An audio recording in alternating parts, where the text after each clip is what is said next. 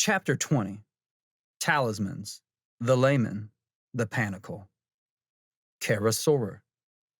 Do what thou wilt shall be the whole of the law.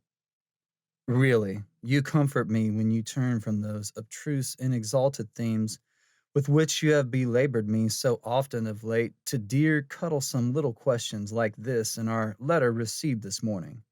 Quote, Do please, dear master, give me some hints about how to make talismans. That's the same as talismata, isn't it? Yes, 666. And the Pantacle.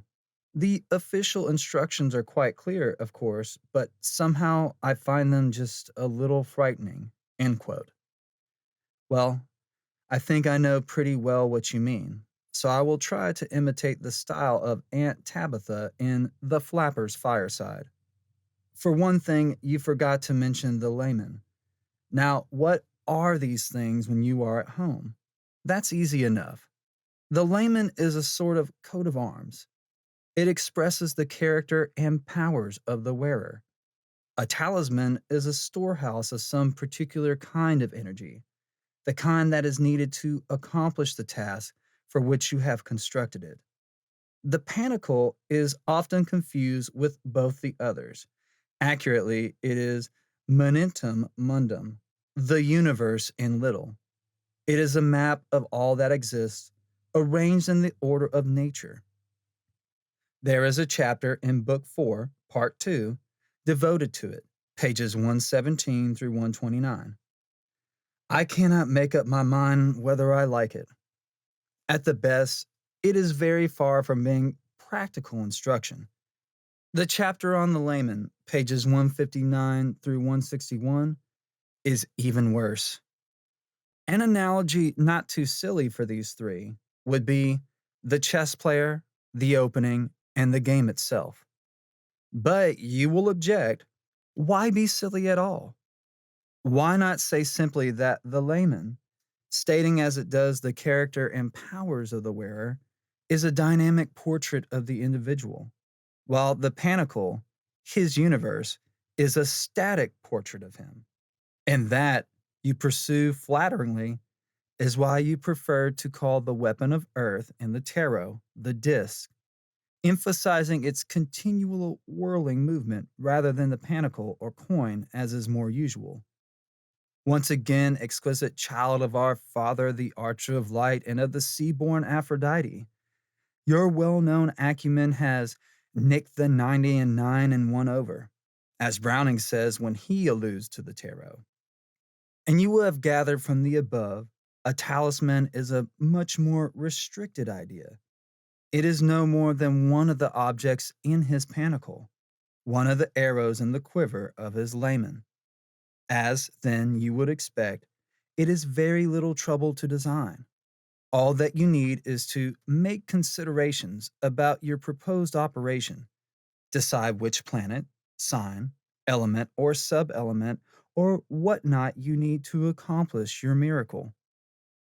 As you know, a very great many desirable objects can be attained by the use of the talismans in the book The Greater and Lesser Keys of Solomon the King, also in Pietro di Abano and the dubious fourth book of Cornelius Agrippa. You must on no account attempt to use the squares given in the book of the sacred magic of Abrimlin the mage until you have succeeded in the operation. More, unless you mean to perform it and are prepared to go to any length to do so, you are a fool to have the book in your possession at all. Those squares are liable to get loose and do things on their own initiative, and you won't like it. The late Philip Hasselton, a young composer of genius, used one of these squares to get his wife to return to him. He engraved it neatly on his arm. I don't know how he proceeded to set to work, but his wife came back all right, and a very short time afterwards, he killed himself. Then there are the elemental tablets of Sir Edward Kelly and Dr. John Dee. From these, you can extract a square to perform almost any conceivable operation, if you understand the virtue of the various symbols which they manifest. They are actually an expansion of the tarot, Obviously, the tarot itself as a whole is a universal panicle. Forgive the pleonasm. Each card, especially as this true of the trumps, is a talisman, and the whole may also be considered as the Lamen of Mercury.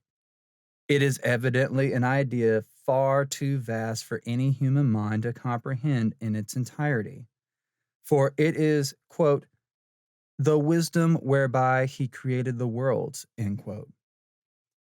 The decisive advantage of this system is not that its variety makes it so adaptable to our needs, but that we already possess the invocations necessary to call forth the energies required. What is perhaps still more to the point, they work without putting the magician to such severe toil and exertion as is needed when he has to write them out from his own ingenium. Yes, this is weakness on my part, and I am very naughty to encourage you to shirk the hardest path.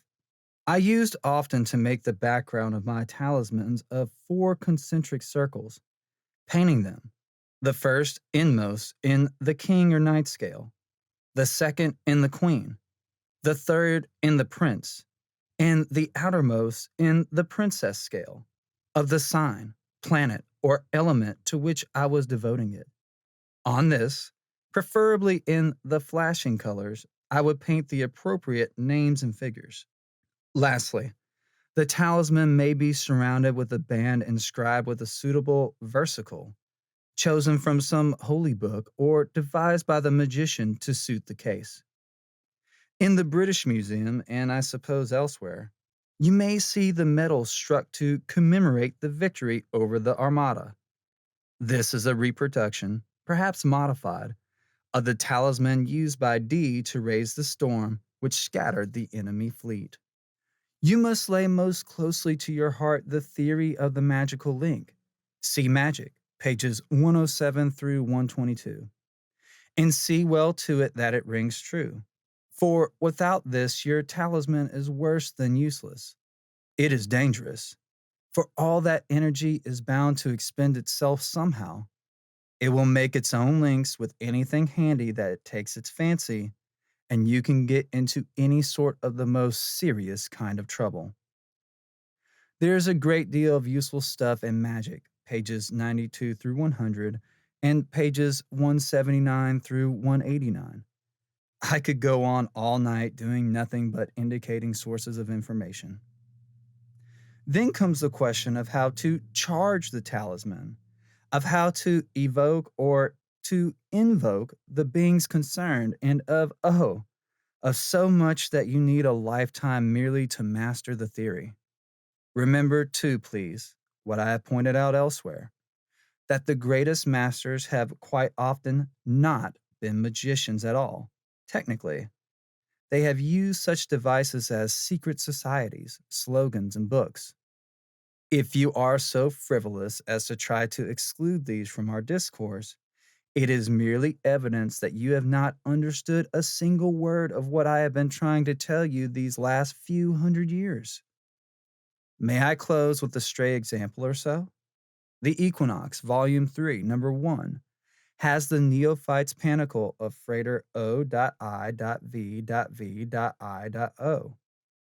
The frontispiece of the original, four-volume edition of Magick, the colors reproduced, is a layman of my own magic, or a panicle of the science. I'm not sure which. Most of my talismans, like my invocations, have been poems. This letter must be like the Iliad in at least one respect. It does not end, it stops. Love is the law. Love under will, fraternally.